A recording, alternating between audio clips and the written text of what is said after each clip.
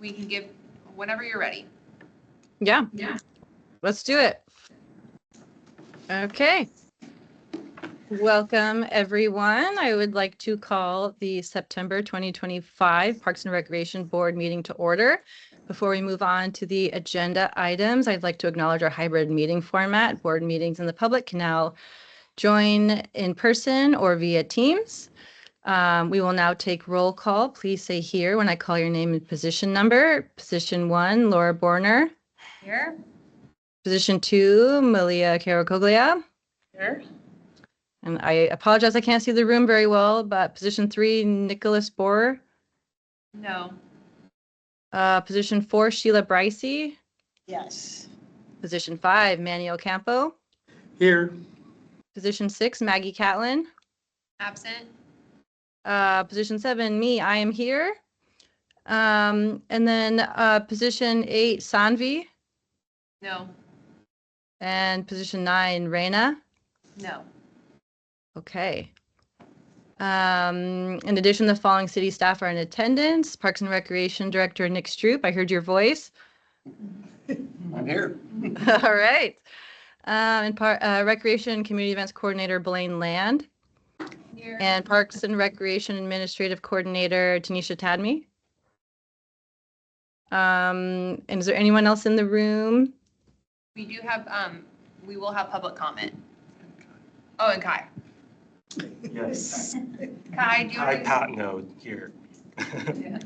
Hi, Kai. Hi. We will get to public comment in a moment. First, I will invite a motion to approve the July 2025 minutes. I motion to approve. Second. All right, a motion was made by Laura and seconded by Sheila, I think. Yes. All those in favor say aye. Aye. All those opposed? All right, passes. We will now move on to public comment. Is there anyone in the room that would like to offer a comment? I see hands raising. I'm Sarah with Friends of North Creek Forest, is a nonprofit organization here in Bothell that helps the city take care of the 64-acre natural area of land that's just north of University of Washington, Bothell. I'd like to read our letter of support for Shelton View Forest Association, Stewardship Association, for their organization and efforts to, their organization and their efforts to preserve that natural space as well. So to whom it may concern, Friends of North Creek Forest believes in a productive relationship between the City of Bothell and Shelton View Forest Stewards Association to preserve this important natural space.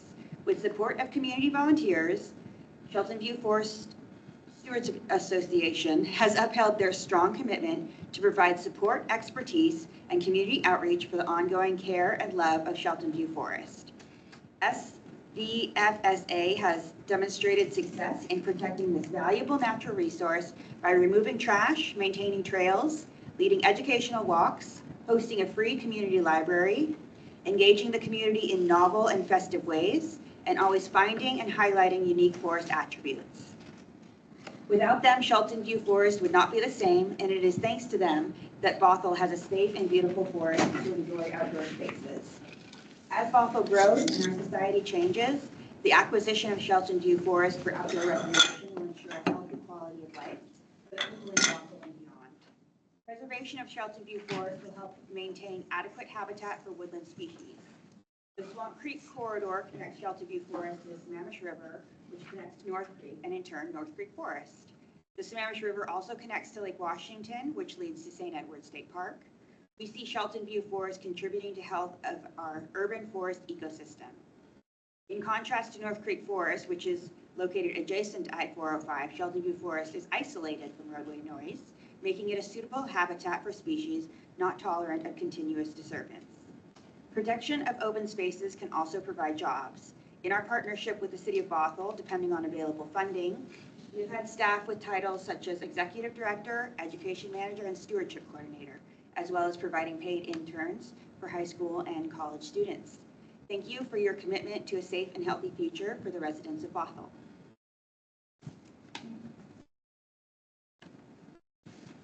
Thank you, Sarah. Dave, would you like to make a comment?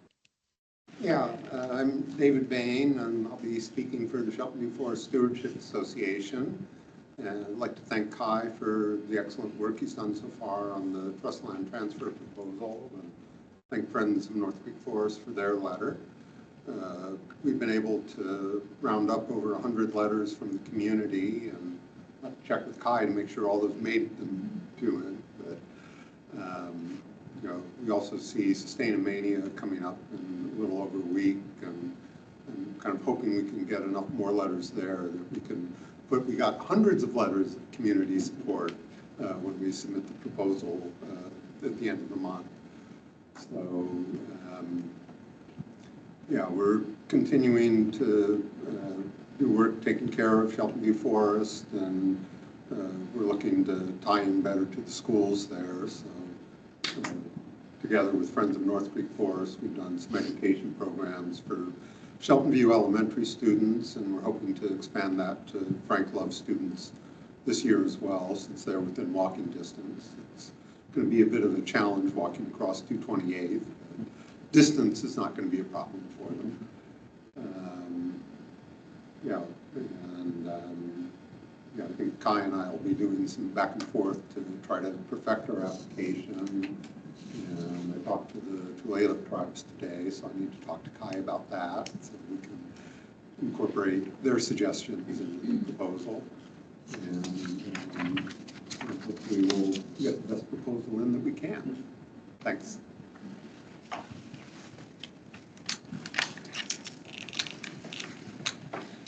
Thank you, Dave. I don't see anybody online, so I'll move on to chairperson reports and comments. Yeah, thanks for those comments. I'm really looking forward to, in this agenda, hearing more about the trust land transfer opportunity that's in front of us. It's very exciting indeed. It's also something that has been highlighted by council as well. So very excited to hear more about that. There are a few city happenings going on right now that I wanted to make sure you all were aware of. On engagebothell.com, there is a micro mobility survey, which is open now. Also on Engage Bothell, there's the Urban Forest Management Plan and Climate Action Plan, which are in process right now. Nothing open right now for comment or survey on those two fronts.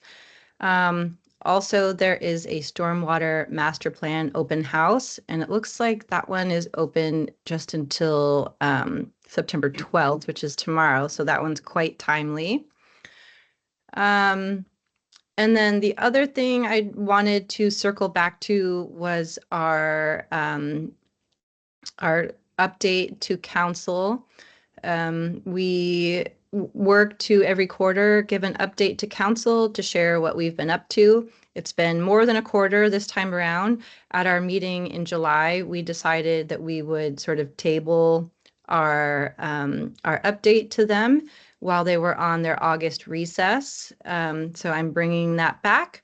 We had some feedback on the comments, and so I've incorporated those into edits. And I don't know if Blaine, if it makes sense to just have me email the comments around after this meeting and then just get everybody's thumbs up before proceeding, or what might be the best process. Can she email her council notes to the full board, or should I email them all to the full board? You can do it either way. You just need to make sure that not everyone responds to you. It might be easier to just send it to Blaine and then have her distribute them. Okay, So, great. Yeah, I'm happy to email it out for you, Whitney, and then have everybody provide feedback, and I can give that to you, or just give thumbs up. Okay. That sounds good. I've already sent it to you, so you already have it. Yeah. And again, I don't have to be the one to deliver it, but I'm happy to deliver it. I don't believe a date has been set though. Is that correct, Blaine? Yeah, so the one meeting date that looks available for a staff briefing would be October 21st. Does that date,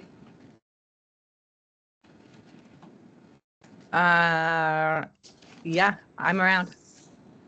okay, so then Nick and I will work on seeing if we can add that to the agenda, Bill. And that way, there's actual talk time versus you going and doing public comment. Okay. And again, if someone else wants to do it, happy to.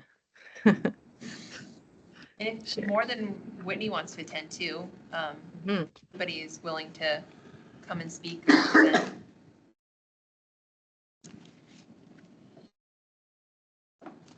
All right, well, that sounds good. I think that's all I have. I wish I was there in person today. I was planning on it, but then childcare got sick, so I'm here. But so far, it's seeming to work great with kiddos upstairs making random noises that we won't ask questions about. Yeah, so let's move on to staff briefing. First up is summer programs and operations. Yes. So I'm going to give kind of a high-level overview of the summer. Other items on the agenda you'll see is I'll give a notice update about operations, our pros plan, capital projects. I just wanted to do a general notice. It's not on the slide deck, but Sustainamania is next Saturday, September 20th. Parks will be there, and there will be other booths. And then the last item that I'm going to highlight in the slide deck is going to be just upcoming projects and programs that non-related to capital projects and non-related to events that I wanted the board to be kind of aware of. So on the slide, the first one that we wanted to highlight was just some of the summer operation achievements. This goes in from people that are in the field, but also logistics of admin. Some of the general achievements was the pop-up dog park was a success again. We did the regrading of the gravel lots and restriping of parking lots. So a crew managed both of those this summer. Supporting the camps at Blythe, there was quite an extensive camp out, both camp outs at Blythe, and that's an annual. But as you might have seen at Blythe, there's also the sediment pond restoration project going on. So our crew was managing all of those elements from construction timing.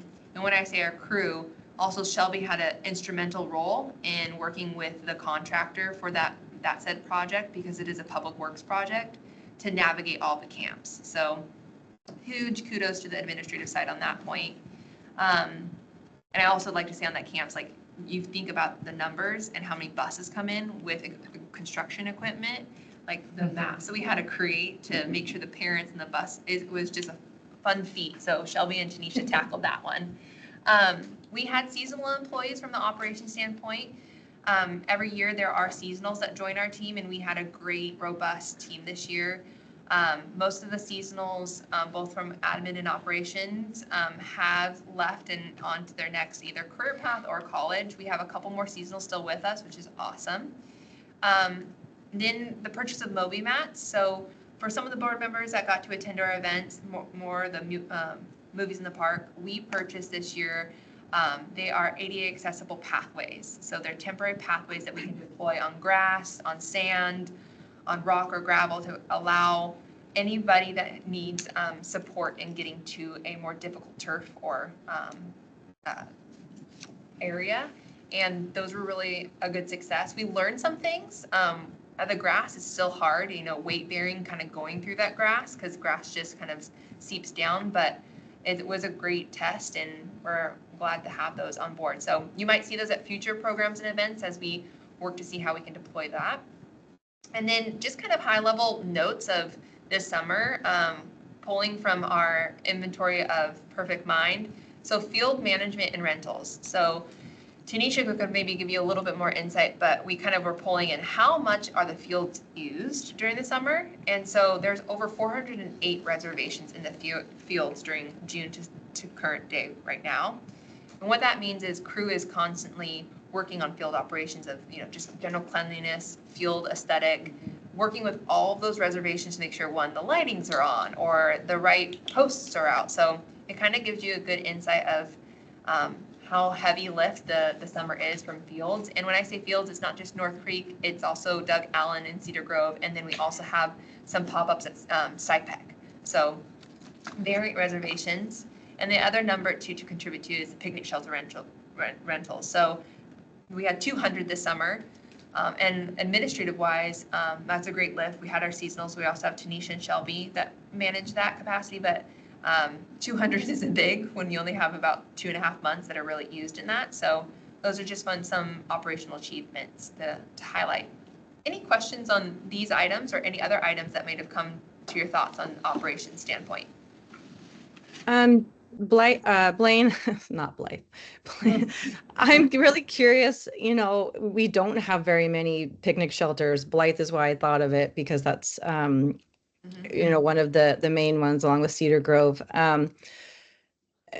Can you give us a sense of like a context for those 408 reservations and the 200 picnic shelter rentals? I mean, is that like every spot's full or like what percentage is full? Seems like, especially when it comes to picnic shelter rentals, there's so much more demand than there is availability. I would lean on Tanisha's expertise to answer that one. Yeah, so for picnic shelters, people can rent a shelter, so 2 people can rent a shelter within the day, so half day, morning, and then afternoon. So we can have 2 per day at each of the parks that have shelters out there. And most days we do. And if not, then they rented it for the entire full day.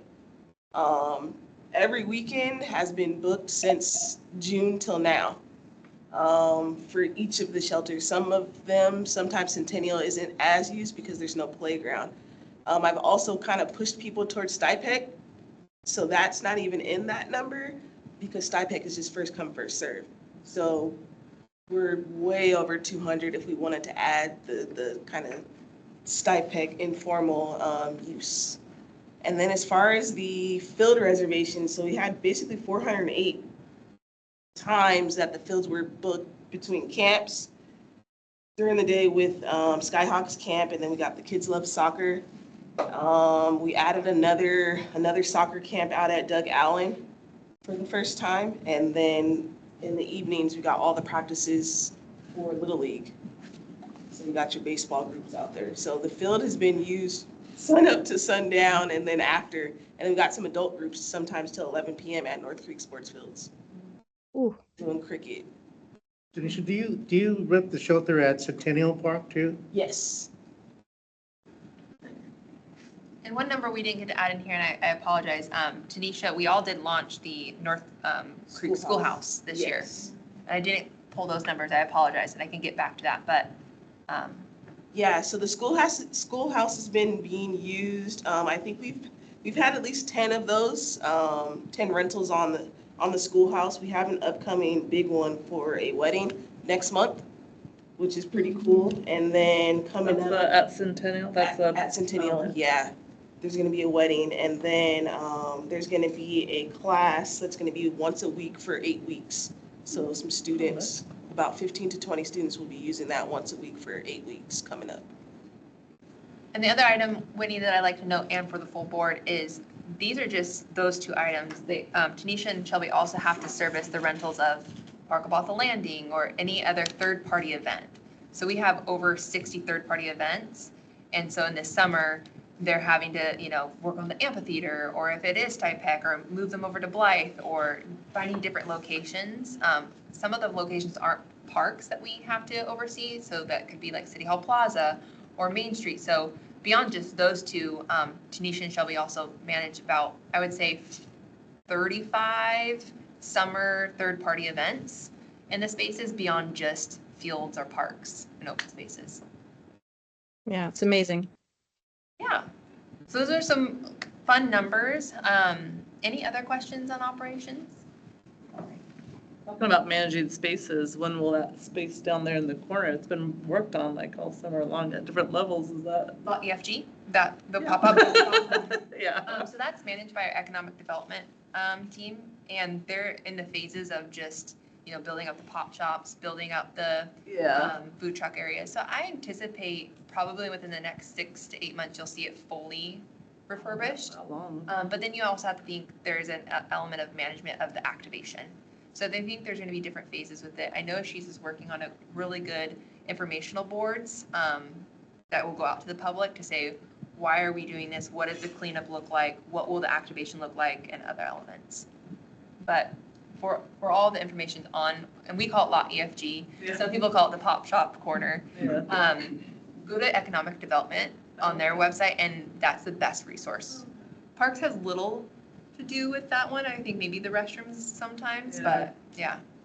I bet a lot of people will assume it's a parks thing. For Because sure. it's that open spot For space. Yes. Is the construction of lights going according to schedule, tagging out in October? Yeah, it's yeah. They had to do a little bit of changing because of some flooding going on, but yeah, it's looking like it's up to schedule.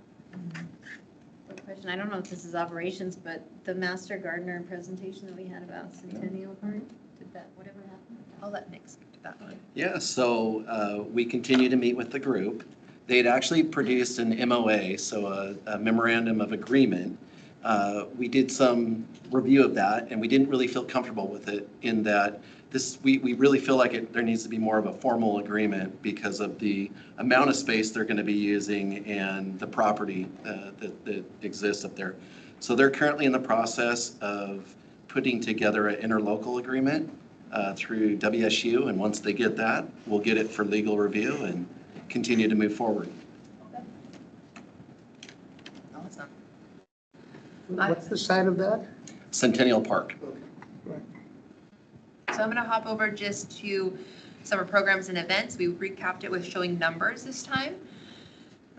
So from July to end of August, we had from 4th of July all the way to Theater in the Park. The music in the parks were a great success this year.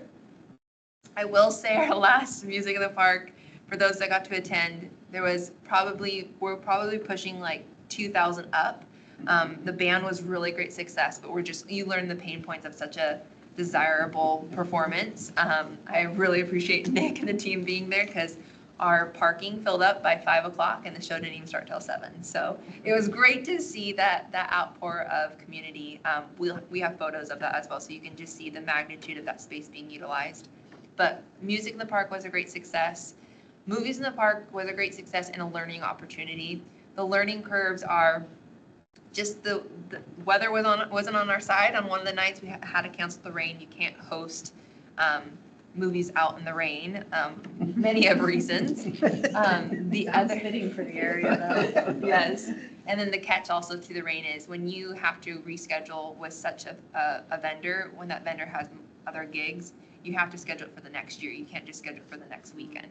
So some people are like, oh, why can't you do it next? I'm like, well, there's 15 people working that event and you just can't plop it over. But what we learned is just something that we will have a recap as a team is maybe starting the summer series, or starting the movies later in August. It takes some time for it to get dark. And in order for a movie to be shown, it's almost 9:15 at night for that movie. So we're almost thinking if we do the series three again, starting a little bit later in August. So that way it's not so late. I think when we did Top Gun, we got out at like 1 a.m. I think. It was pretty late. So it's pretty late because it was a 2-hour movie, and so it's just the nature of the beast with how the sun sets, but that was probably the well attended. We had probably over 500 people at Top Gun, and that was really well received. We did the average of 300 because you have 2 movies, but Top Gun was awesome to experience that part of the community coming out and just the versatility of who's attending. We had tons of teens that night. It was just like a teen night, it felt like. And PD came out and working with the leagues to host their own concession stands was a really good success as well, good partnership. Every year when seasonals come on from the administrative side for events and recreation, we encourage them to take on a project for the year. So each year they design their own event. And this year our 2 seasonals, exceptional seasonals, Cameron and Colton, decided they wanted to focus on a 1-day, they called it like a Bothell field day. They called it Pop in Park.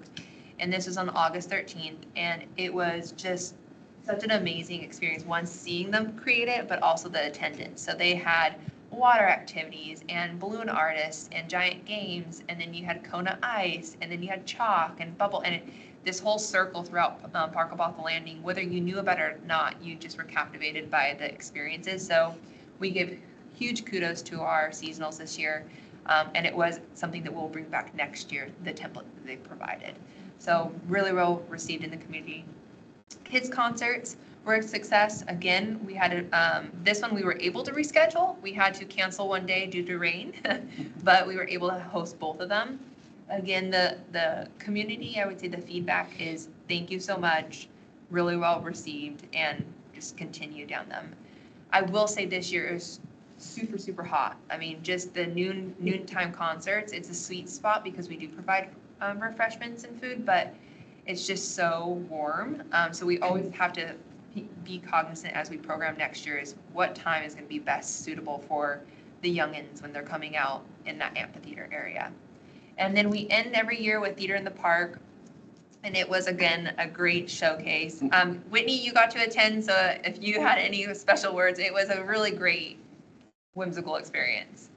Yeah, I didn't make it to any movies, but I did some concerts in the park. One kids concert and the theater is just always my favorite. It's so out there and unique and different, and the community really comes out for it. I've been 3 times now, and I hope they keep coming back. Yeah.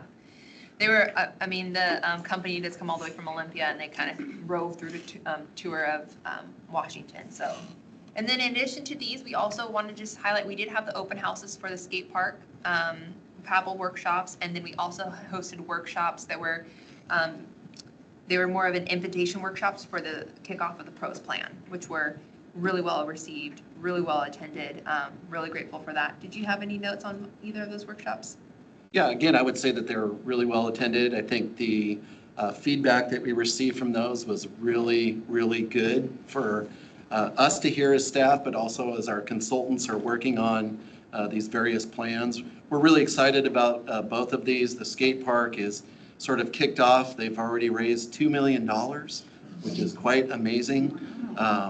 And they're actually having a fundraiser at the end of this month as well. So that's going really well. The pros plan, again, we're putting a lot of data together right now, and we'll be kicking off a survey here on Monday, a community-wide survey that will go from September 15th through October 13th.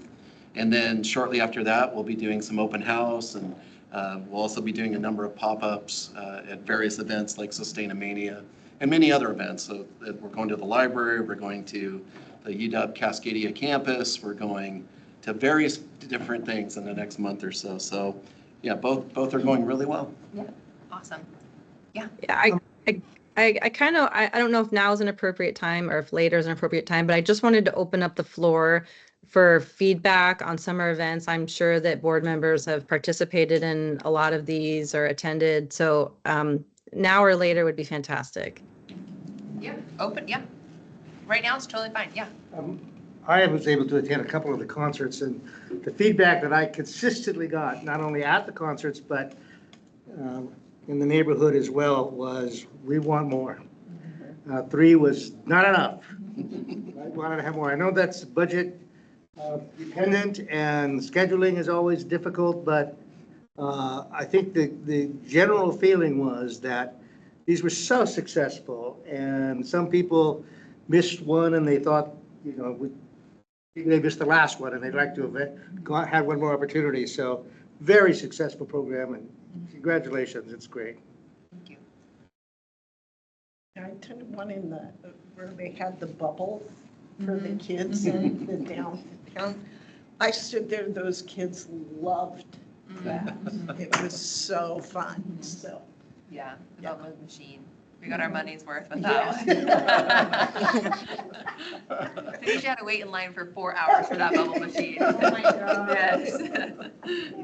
My only suggestion is maybe switching the days of the weeks around a little bit. Like, we go camping a lot, and I think a lot of these were on like Fridays. I can't remember. I feel like I got to one concert and that was it. Everything else, it was like other stuff was going on. So maybe like, you know, sometimes a Wednesday night, sometimes a Saturday night, you know, it's just moving around a little bit. So, because when people have commitments, they just miss it all sometimes. Yeah, I think we'll definitely consider it for sure next year too. And next year is going to be a feat in itself with FIFA World Cup taking place. So we're going to be very aware of how we're planning. We've chosen Fridays because Kirkland has their time, Woodinville has their time, Kenmore has their time. And it goes Wednesdays, Thursdays, Saturdays, or Fridays. So just kind of the nature of the beast, because at any time, anybody can choose anything. But we do recognize that. And then that's why we tried to pepper in Wednesdays being the kids' concerts, the theaters. So from like a logistics standpoint, I would say our sweet spots would be Wednesdays, Thursdays, Fridays, because Saturdays are dedicated to third-party events. So we are kind of limited. We've also discussed this, and that's what the pros, cons, and Enlighten is limited on actual event venues. So that will be something too as a board to consider is if we add additional programs or expand the current programs is knowing the space. It does take away, the more you add, it takes away from the public using it as well if they're gonna like rent the space or host their own event. Because beyond our events, I think, I don't know, 1, 2. So if we have 12 events and there's already 35 additional ones, we're limited on the venues, but we'll definitely think of maybe a Tuesdays and Wednesdays and Fridays. How about that Moonlight on Main? How did that go? Yeah, I think, overall, we learned a lot. The Moonlight on Main series was a 15-week series on Saturdays. The final event is this Saturday. The original idea was to sort of have this night market that went until midnight.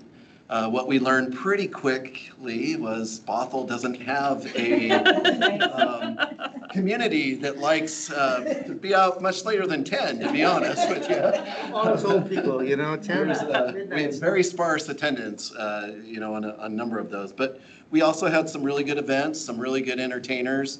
The council, this was a council initiative. It was certainly a contract that we delivered for council, but it was, third-party produced 100% and marketed. So we'll be bringing that back to council to have a conversation about what they'd like to do with that, or and some of those lessons learned. We're doing a SWOT analysis of it, and we'll be presenting those forward. I thought the idea was good, but the couple times I've just kind of walked through there because we live nearby, it did seem a little flat. Like it didn't seem, I don't know. I mean, one of the things we learned too is that producing a 15-week variety show, meaning that every single week was something different, it makes it difficult to produce something that people know what to expect.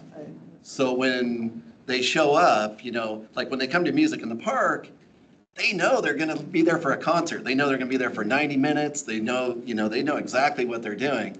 When they came to Moonlight on Main, there were things that we didn't even know were happening when we would show up down there. It was like, I had no idea a reggae band was going to be here on yoga night, but there they are. They're pretty good, but, so. Can't market it, which is tough, right? Yeah, which makes it really tough. But again, that's not a hit on Gillywagon. I think they're an amazing, creative organization that do a lot of different things. This was a tough assignment, and I'm not, there's lessons to be learned. So kudos for at least trying. I would agree totally. I went to a couple of them and it seemed flat, but, maybe less number of events and more focused things. But I mean, I love the idea of using Main Street. I think that's so great because a number of times we accidentally were there. Oh yeah, it's right on Main. I agree. So it was nice to be like, oh, so we can also do this. Yeah, no, I think it was a great idea. We were like, I don't know what else there is to do, but it would be great. I don't know, to get the businesses more out or something. I'm sure there's other ideas. I know. It's like I don't have strong ideas for it. But the general feeling I think is great. Like it's so nice to still have Main Street blocked off and all of that. So. Totally. I mean, I think the 15-week, again, going to a 15-week series, the one that we know that works is a farmer's market, right? Yes. But that's not a space for a farmer's market. If you know how they operate, they bring in their trucks, then they park in front of them, and there's refrigeration, there's a lot of different things. So packing, 15 times packing in your whole fruit market and then packing it back out to somewhere is not conducive to a farmer's market. But that's really something that in a 15-week series would have been a lot easier to produce, and people would have known, this is what I'm coming for. I'm coming down here for that. So. Yeah, that's true. Any other comments about Moonlight on Main?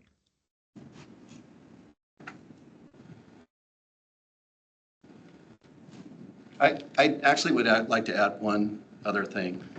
You know, there were some events that provided an opportunity to celebrate, for folks in our community to celebrate and to really have a good time in that space. And so there were some successes to this, and I do want to recognize that and acknowledge it, particularly our Pride Night that we held.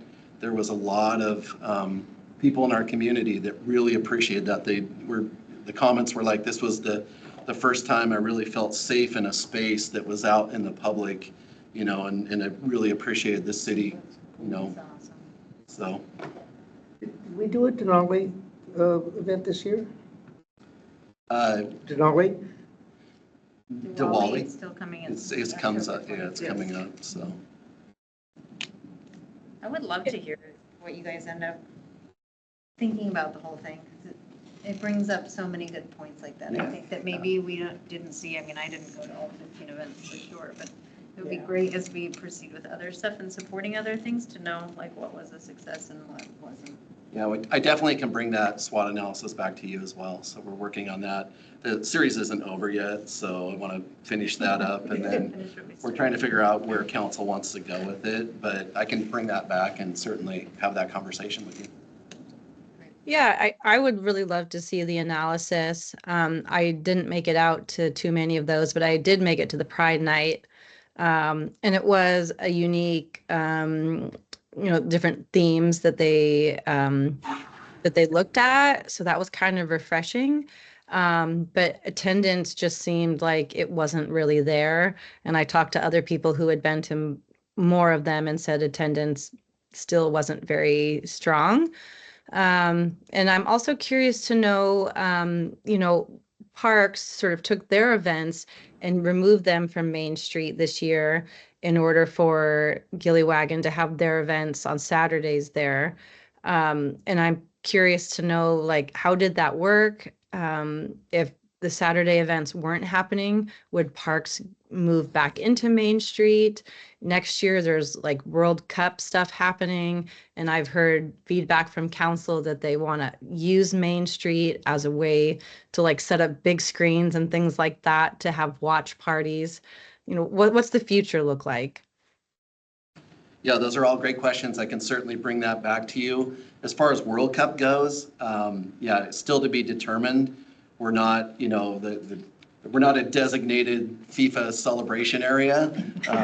But I will say that, yeah, there is interest in a whole lot of different activations that we'll be looking at. And again, this falls right in the middle of our summer season as well. So as we're kicking things off, there are those questions that still have to be answered, and those are resources, right? We need to make sure that we have those resources. But I'd be glad to have that conversation when I bring back that SWOT analysis and kind of talk through, sort of what that means and what that looks like if they weren't there, and those questions. So I appreciate those. Yeah. I mean, this was a really big investment on, that council decided to invest in these events and hire a contractor. So I think it would behoove all of us to know sort of what the return on investment was. Thank you. Okay, well, I'm just gonna go through a couple more slides so that I can give over to Kai soon. And the theme of events, we want to show this is what Nightwave looked like. So it was completely packed, but you can't see it because the rows just continued throughout the whole entire park. So this was a great experience. You can see just a great time out at Pavel. And it doesn't do justice. If you're not there, you can't really experience how packed it was, but grateful to have that space. And then this is a fun photo from the pop-up in the park. Just, again, the community of varying ages came out this summer. And this is kind of beginning time of what the look of the, movies in the park. So this is how it is framed at that North Creek. I kind of just wanted to show you.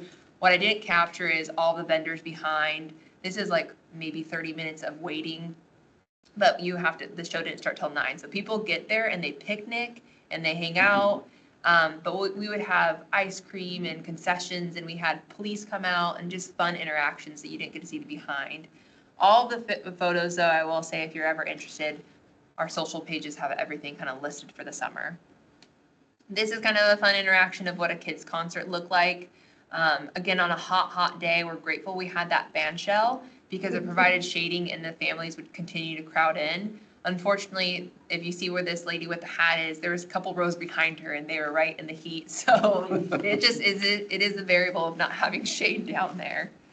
And then this is kind of a view from the angle of our theater night. Again, all of our photos are on our social pages, but I just wanted to show you how Park of Bothell Landing has been used from different settings of experiences. And then we had to put in our favorite parks people. Thank you for coming out. 4th of July, you know, we always say 4th of July is the beginning of the climb for Mount Everest. It's not Mount Everest for us. So this might have been the first event for the summer, but we just wanted to say thank you again for all of your support from this board throughout the summer programs and events. We do anticipate us all being back in the 4th of July next year.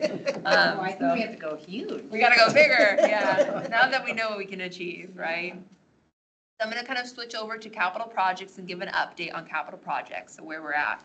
I'm gonna list the top 5 right now. What we have right now is the pros plan. We've heard about the pros plan, so the question is where we're at. So at the beginning of the pros plan, I always like to say the first 6 months is really engagement heavy. We're building out what engagement looks like. So we're building out what workshops and open houses and surveys look like. So the past 3 months, Aaron, Kai, Nick, and I have been working with the consultant on building out workshops, building out all of the things that the consultant needs to build out the needs assessment. So in the engagement phase, what you can anticipate as the board is we will have a survey going out to the community that will be about 3 weeks long from September 15th through October 13th. Within that survey time window, we will be doing activations. So booths, tabling, and then attending different spaces and places. So we'll go into the parks, but we're also, like Nick said, we're going to the library, North Shore Senior Center, UW, Cascadia. We are going to, there's going to be youth engagement day, so we're going to have students come here from high school.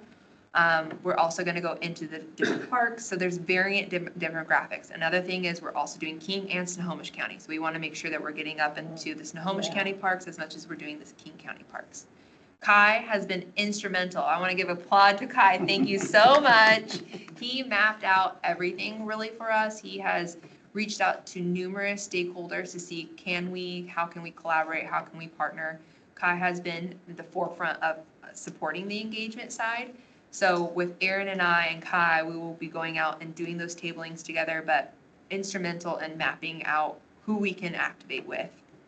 Once the survey's done, the consultant will review and analyze that, and it will take them a month or two to really thoroughly analyze that. And it is to the consultant to properly build out that analyzation, and then we look at the data. In next early winter, I would say around February, March, that's when we would do a more extensive open house. So this is what our results look like. This is what the community said.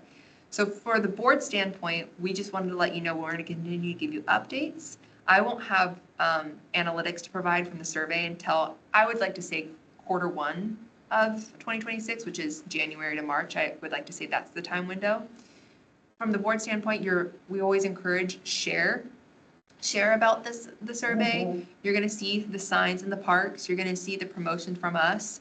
You all have your own communities, so we always recommend that. If you need support or marketing tools, let me know, and Kai and I can support that. We'll have flyers, we'll have A-frames. Specifically, I know that you work at Yeah, I was going to say, at the senior center, we can even put them on the desks. Yeah.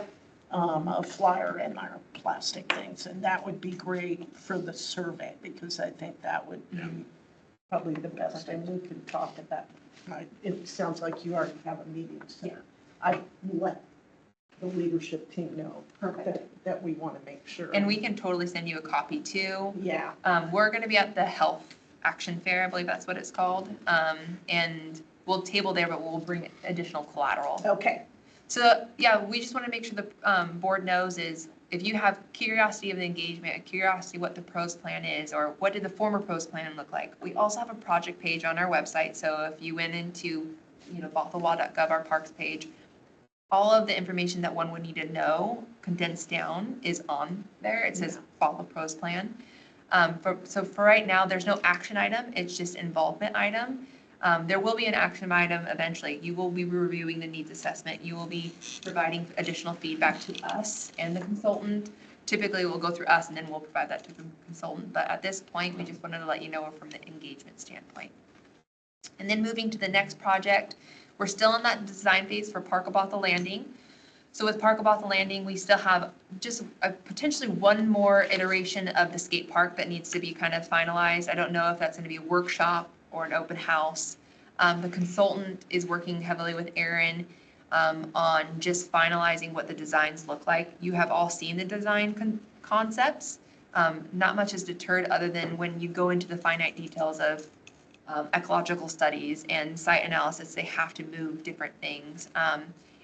Aaron will give an update specifically to kind of more the finalized concept design, and we're hoping that's in the next few months.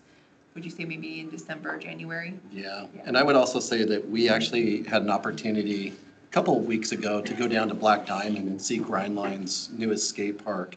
Now, the Black Diamond one is actually out in the middle of nowhere, I'm not gonna lie. But it is comparable in size and it will blow you away. It is truly amazing what they built out there, and I'm super, super excited for what the possibilities are down here at the park. Just a quick insight. I was down in California last weekend, and my son had a concert down there, and we went down to Venice Beach, just to go down to Venice Beach, and there was a skateboard event going on, professional skateboard event, $50,000 to the winner. So all these were pro skaters, amazing tricks, amazing falls too.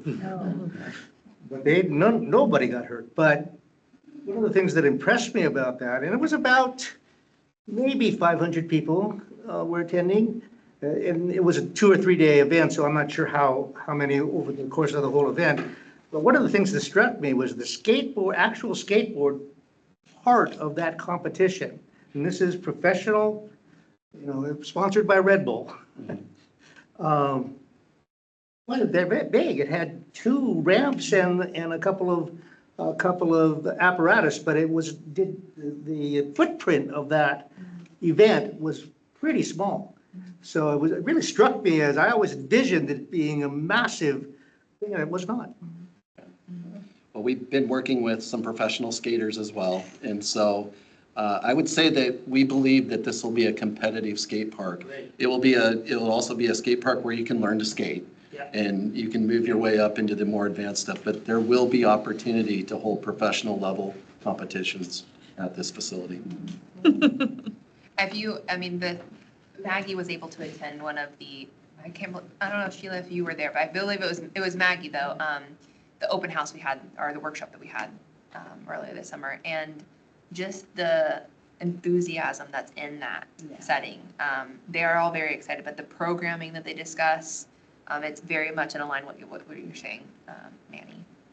So 3 more, and I'm going to try to run through. Huh? So the skate park, so I happened to eat a this weekend, I stopped and saw that. Yeah. So are you expecting it to be that large? Because I envisioned a much smaller area, but if that's. It will be very comparable to that. So we have about 17,500 to 18,000 square feet to work with. That park down there is somewhere between 18 and a half if you measure it out. So it's very, very comparable.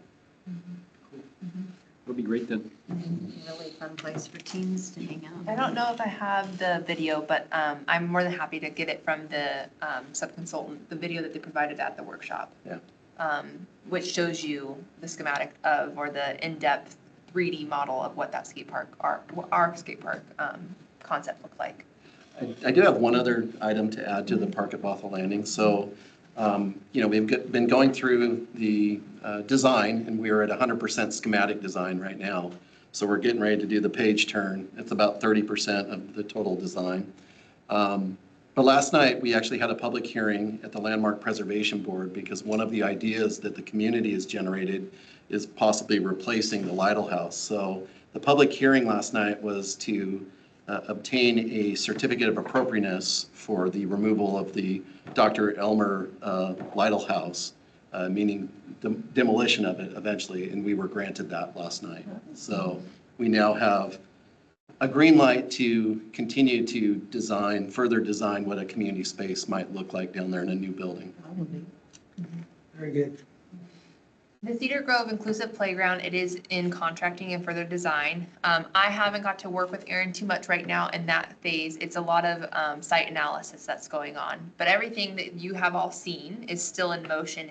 It's just like simple things, and I'm using it in layman's terms, like the basketball court where that is, they might have to adjust the locations. The elements that you've all have seen are within the scope. It's the location, how they mold that out. What will eventually happen is Erin will come back after they've done the full analysis of all the variant details and show you how the park would lay out, how the playground park area would lay out. Because there were elements that we've all discussed, like the entranceway. You also have the basketball court. How will that be adjusted? We're not redoing the full park, we're doing the playground. So what are the other elements that have to adjust within that footprint? Bothell Golf Course, I like to say it's in the preliminary kickoff stage. We have met with the consultant, but it is more of the fundamentals of logistics, of mapping out the checklist, mapping out what engagement will look like, doing the needs assessment of what's the current pain point areas, what's currently taking place out there, what other projects do they need to be aware of. It's very behind the scenes of administrative. So at this point, there isn't any action item for board, but we just want to let you know that it is in the preliminary kickoff. More logistics will come. By next month, there will be a more extensive insight into what Fort Wayne Golf Course master planning will look like and how long that process will take. And last but not least is the First Lieutenant Nicholas Madrazo Memorial Park, which is out by North Creek Sports Field. That is in final King County approval and permitting, and Erin has been working very hard on the King County approvals. That will take time. We anticipate potentially next year there will be more movement on that, but you have to get through the King County approvals and permitting on that space. As you know, it's located above, and is it called the sewage? Yeah, so there's a 6 million gallon sewage tank that is underneath that field. So we're going through those. Then, and I'm going to ask questions right after this next slide, so then I'll give it over to Kai. But the additional programs and projects that we just wanted the board to kind of be aware of, in addition to events, in addition to capital projects, myself and Erin have been working with our GIS team to revitalize a virtual tour map, which Sheila, we've talked about. What does that look like? And it's very user-friendly. It will be mobile, it will be desktop, and eventually that will allow us to go into the wayfinding. And I think you all will, when you see the finished product, be very happy with it. Great. So we're at 90% completion at that. All they need is honestly imagery at this point.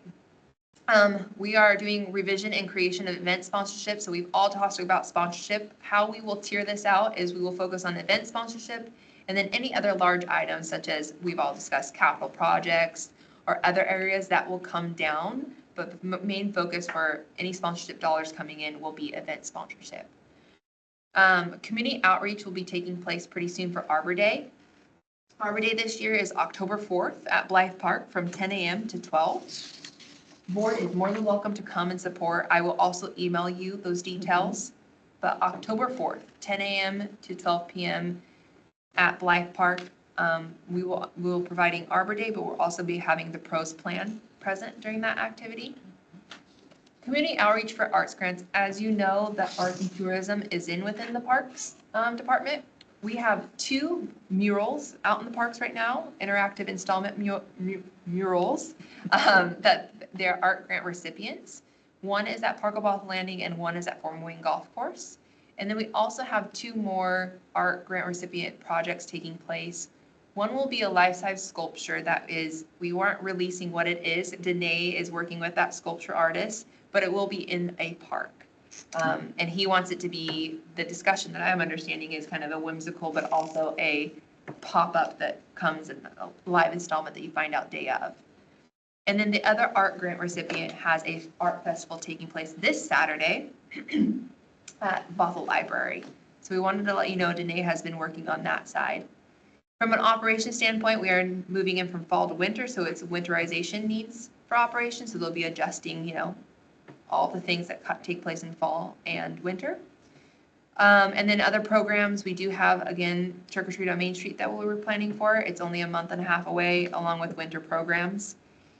And Shelby is really right now, there are some corporate and businesses that are doing volunteer opportunities. So I know next week she has about 3, if I'm right. And then also coordinating third-party events. So the end of the year third-party events. So those are the additional projects that we are all working on.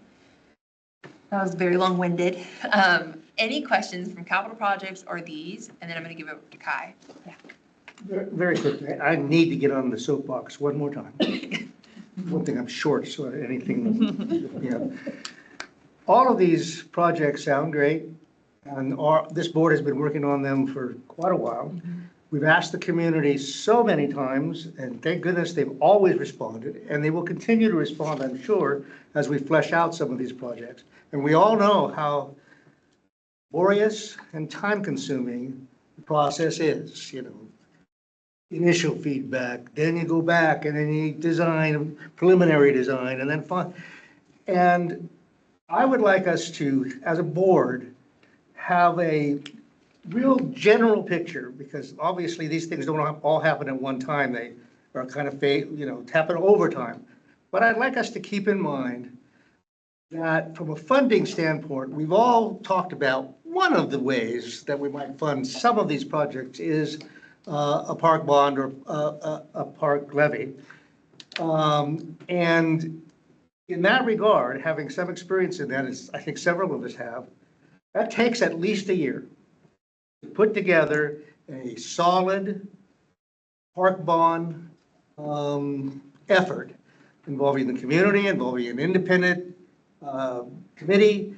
There is a specific role for the city, not always done in the past, but there is a specific role for the city, but it takes about a year. So if we look at the Park at Bothell Landing as an example, because it's my favorite, final design and approval, I think we got to add a year for it to be funded. And it may, there's could be some leeway, but so I'm kind of got in my mind 2027 or 2028. And so just to keep that in mind, that that's going to be a major effort of this board, of this community, and of course the Parks and Recreation Department. I think it will, this community is, we've talked about it so many times, it's ready. Wait till we do these things on the skateboard park and on the Park at Bothell Landing changes, Wayne Golf Course, all of that is going to just drum up a tremendous amount of enthusiasm. Let's not start from zero when we get to that point when somebody asks, how are we going to fund this? I know the pros plan will probably make some recommendations, and I'm sure it will include that particular funding source, unless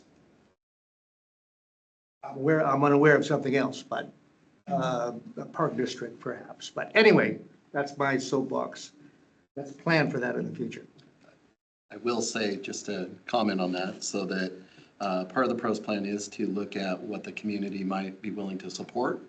Our council's been very clear as one of their priorities is to look at a levy.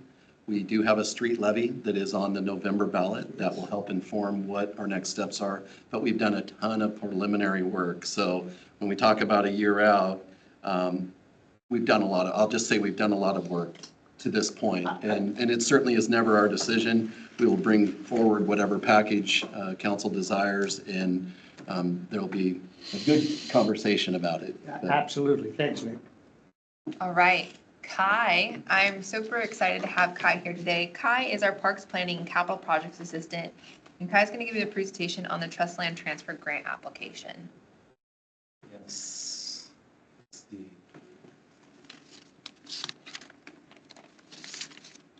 There you go. All right, so hi, it's nice to meet everybody. My name is Kai Patneaude, and I'm the Seasonal Parks Planning and Capital Project Assistant. Today I'll be sharing a brief overview of our trust land transfer grant application for the 26.86 acre Department of Natural Resources property within the Shelton View Forest with the end goal of preserving it as a park. I've had the opportunity to spend much of the summer working on this application, which, and on a personal note, I recently earned my degree in landscape architecture from Washington State University. And I grew up right here in Bothell on 7th Avenue West, where the main trailhead to the Shelton View Forest is located. So this project feels very full circle. Yeah, it's definitely very full circle. So a great opportunity for sure.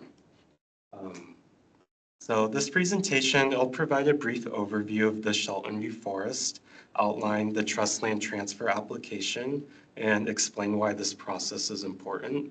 I'll conclude with the next steps that will follow once the application has been submitted. Let's see. It's not switching. There we go. So this map highlights the portion of the Shelton View Forest included in our application. While the forest and its trail network spans across multiple parcels, the largest is the 26.86 acre property in the southern section owned by the Washington State Department of Natural Resources. This is the property that we are applying for through the Trust Land Transfer Grant Program and is formally referred to by the DNR as the Shelton View parcel. This property is located in northwest Bothell, directly adjacent to Shelton View Elementary School and along Bothell's western city limits, bordering unincorporated Snohomish County. Like I mentioned, the Shelton View parcel consists of 26.86 acres of forest owned by the Department of Natural Resources, and it's part of the K-12 Common School Trust. Normally, these lands are used for timber harvest or agriculture to generate revenue for public schools. But the Shelton View Forest is also designated as urban land by DNR that is in transitional status. That means that under local zoning and land use plans, it's considered suitable for future development rather than long-term forestry. In other words, the parcel could be eventually sold, leased, or exchanged. The Shelton View parcel has long been advocated by a wide array of community members, organizations, and local elected officials. The forest has been stewarded in numerous significant realms by the Shelton View Forest Stewardship Association for over a decade. The Bothell City Council has listed the preservation of this forest in its 2040 vision as a top priority. Additionally, the acquisition of this parcel is the city's top state legislative priority. All this to say is why we are pursuing the trust land transfer application. The Trust Land Transfer Program, created in 1989, allows public agencies like city, county, or state agencies or tribal agencies to receive certain trust lands that may not be well suited for traditional revenue generating uses, but that have high ecological, recreational, or community value. Many of the lands transferred through the program become parks, open spaces, or nature preserves for the public, which is exactly our goal for the Shelton View parcel. A well-known but much larger local example of a property that was preserved through a trust land transfer grant is Wallace Falls State Park off of Highway 2. At the same time, the program ensures that trust beneficiaries, like the construction of K-12 schools, continue to receive revenue. When lands are transferred, the state legislature provides funding to purchase replacement lands that can be managed for timber, agriculture, grazing, or other long-term income generating uses. Our goal for the Trust Land Transfer Grant is to secure permanent preservation of the Shelton View parcel as a park, which has been a long-standing community priority. By formally designating this land as a forested park for low-impact activities like walking, hiking, environmental education, and more, We would expand park access and equity in Northwest Bothell. Today, the neighborhoods in Northwest Bothell surrounding the forest are not within walking distance of a city park. So designating this land into a city park would help close that gap. Finally, city ownership would strengthen community stewardship. Community members and groups like the Shelton View Forest Stewardship Association would have a stronger partnership with the city to protect this valued forest in perpetuity for the future. So what are the next steps after we submit this application on September 26th? So the first step is a trust analysis. The DNR conducts a best interest of trust analysis where they look at factors like current uses, site productivity, access, and the surrounding area to decide if transferring the Shelton View parcel serves the trust's beneficiaries. If not, then the site is dropped from consideration. If the Shelton View parcel passes that initial review, we will be invited to present to the Department of Natural Resources, likely in the spring or early summer of 2026. This gives us a chance to highlight why the Shelton View parcel is a strong candidate for this program. The third step is then prioritization. DNR then scores this project, combining their initial analysis and our presentation. Projects with higher scores are ranked higher for prioritization. The ranked list then goes to the Board of Natural Resources, which can approve, reorder, or remove properties. From there, the DNR submits the approved list to the state legislature for funding. The state legislature decides which parcels to include and then sends the final list back to the DNR board for final approval. So our takeaways from this is we are pursuing this trust land transfer grant application as a first step towards permanently preserving the larger Shelton View forest. The forest provides significant community, recreational, educational, and environmental benefits, and it has long been a priority for preservation. And as of today, the trust land transfer, the updated amount of letters of support we've gotten, we have 152 community letters. We have 6 letters from local organizations. We have a letter from State Representative Davina Durr, and we have gotten now 2 letters recently, letters of guidance from the Duwamish tribe and the Tulalip tribe. So the Shelton View Forest is truly a special place and a valued community asset that deserves lasting protection. So thank you all for listening to me, and we look forward to hearing any discussion points in regard to this process. Yes. Kind of random all across the board questions. So is it true that the total acreage of this is 73? FEMA has certain acres, and then there's a private ownership. Is that still true? Yes, so let me go back to the map. So there is the FEMA property, which is adjacent, and then there is that private parcel. So actually in 2017, that parcel that's north of the DNR parcel, we had a successful conservation futures grant from Snohomish County where we received $1 million to buy that. And unfortunately, it fell through because we couldn't find a path forward with the owner of that. Okay. And then do they have any plans to develop that? So they've come in with a preliminary plan to develop 5 acres of that. There's 10 acres and 10 acres adjacent to the Shelton View DNR parcel that is not developable. So they have come in with a preliminary plan. It was a pre-app. That was I want to say over a year ago. So they haven't had any movement since then. Okay. We actually think the real key piece is picking up this large parcel from DNR and then transitioning to work with them to try to figure out what our path forward is for that private piece. But like Kai mentioned, and certainly David worked on extensively, we went down a road with them back in 2017. it was appraised at a little over $600,000, and they came back to us and wanted about $5 million at the time for that property, and we didn't have the money. And what does FEMA do with that piece of property they own? Is that So more? that's their Region 10 headquarters, so that supports Okay. Alaska, Montana, Idaho, Washington, and Oregon.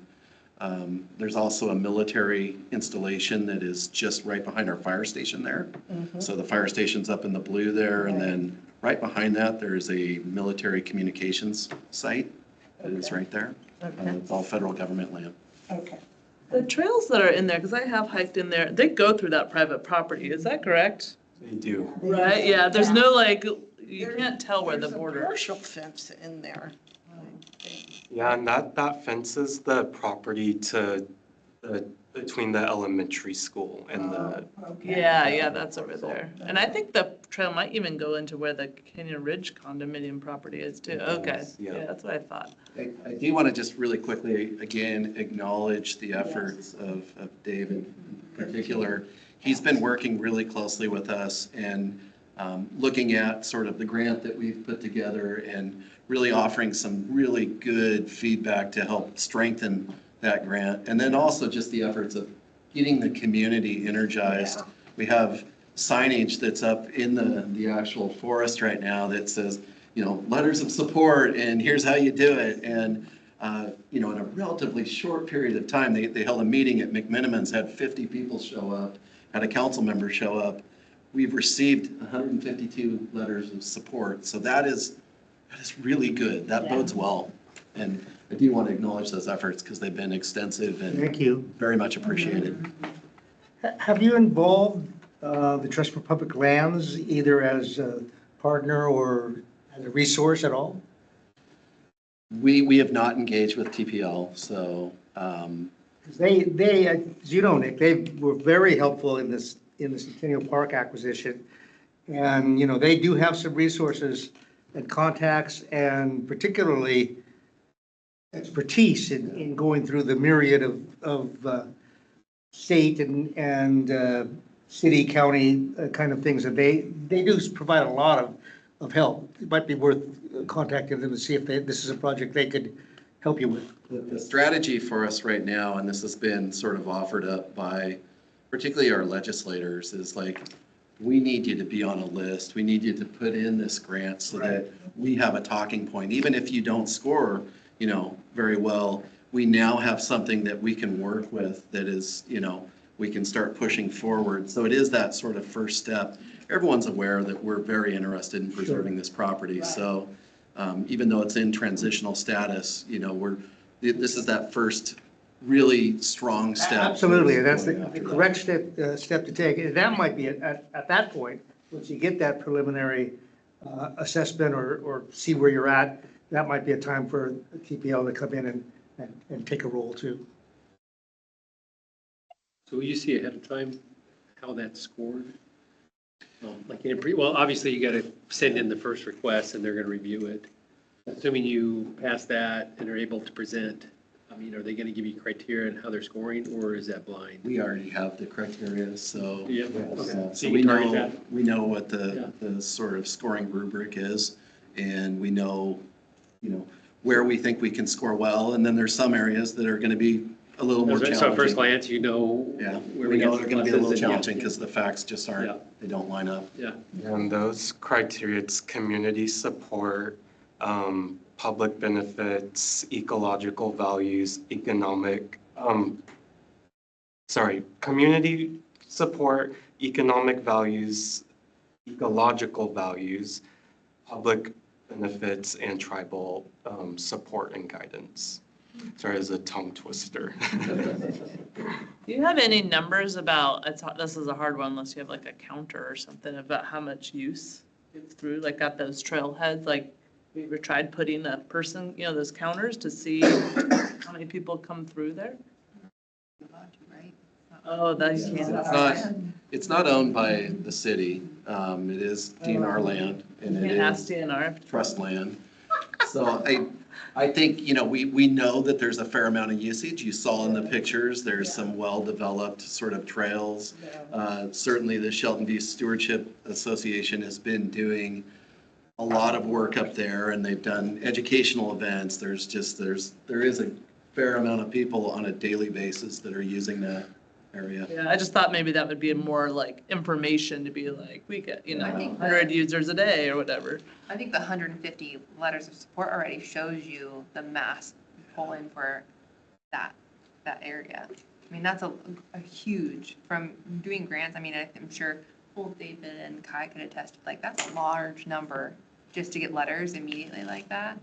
And actually, tomorrow morning, I'm going to go to Shelton View Elementary School and talk to a couple classrooms. And 2 teachers have reached out to me indicating that they're having their students write letters of support as well. And those are students that have, I was a student there as well, and we always had a, environmental education day out in the Shelton View Forest. So these students are very familiar with this, yeah. That trail connection, I never knew that was there. Is that like whose property is that trail connection that's behind all those houses in between? Yeah. Is it in people's, along the fence line and behind people's houses? Yeah, it's Between along. the FEMA and fence line and It their is. fences? Oh, It's interesting. along between the So it's FEMA. no man's land or? Is it? It's FEMA property. It's FEMA, because they just put their fence a little bit in so that there's a gap there or something? Yeah. There's a letter of agreement with FEMA for the public to be able to transit through there. Yeah. And then there's also the trail that goes over to Forest Green Park. You'll see where the trail Oh, yeah, starts up there off of Right. Meridian.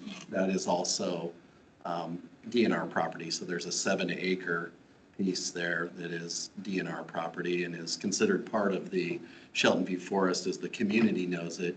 The challenge with that is that DNR sees that as a very valuable piece of land in that it's zoned differently. So there's some commercial zoning there. They see it as a potential for like middle housing or workforce housing, those types of things, and it's flat and utilities are right next to it. So it's even appraised, it's the highest appraisal of all the parcels that are out there is that little 7-acre slice there. Well, is there a lot of ecological value in that 7-acre slice? I think you can always, I don't want to say argue, but you can always make the case for preserving. the Oh, yeah. environment. I mean, So- yeah, I'm just thinking if it adds to like, let's save this if we can give up on this, if the DNR does it like, this is too valuable, and if you don't package them together and you're like, you can still get an easement for access. Just to me, it seems like ecologically, like that over there is more valuable than that, and if that's gonna lose the whole deal kind of thing.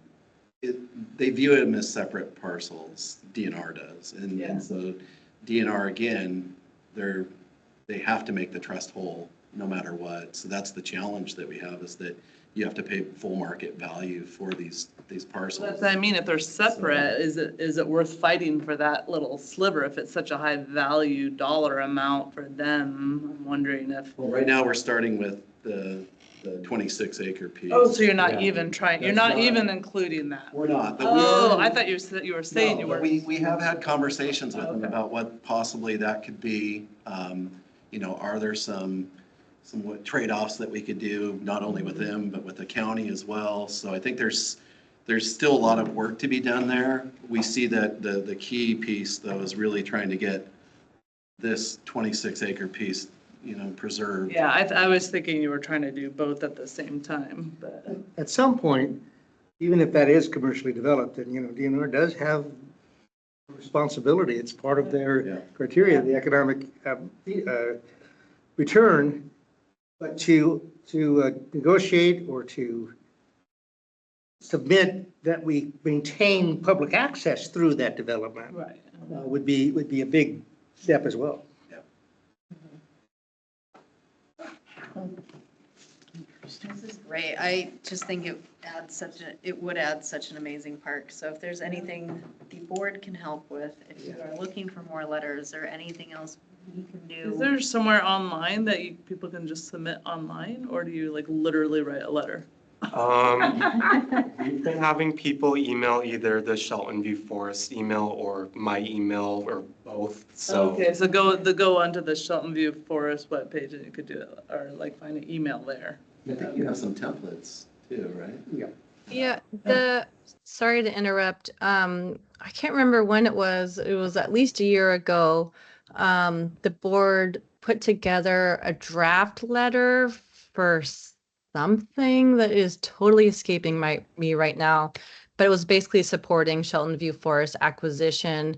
And then I don't believe we actually sent it, but I still have that draft. So if the board wishes to submit a letter, I could draft something up based off of that template. If it's not too late, just let me know.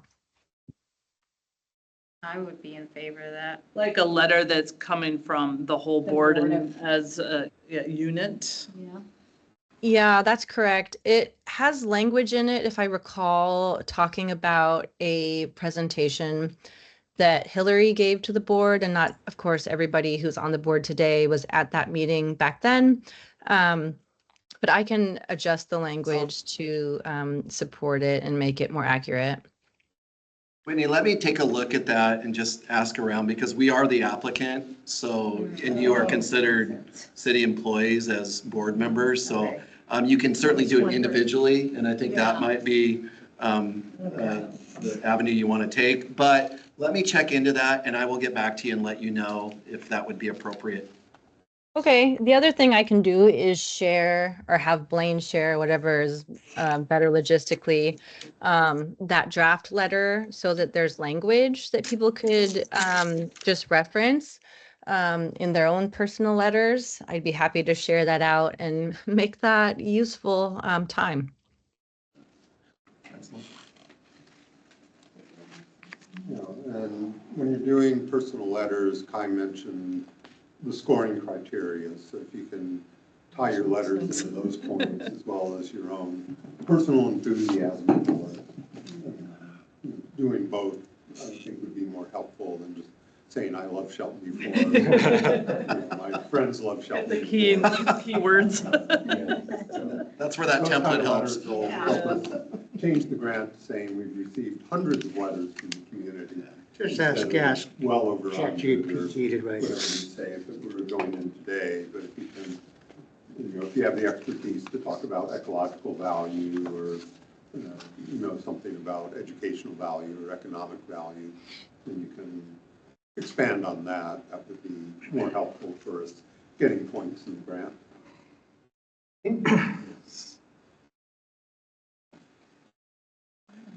Thank you so much, Kai. Yeah, of Really good course. job, Like Kai. a personal connection. Yeah, thank you guys. Thank you for your comments and listening.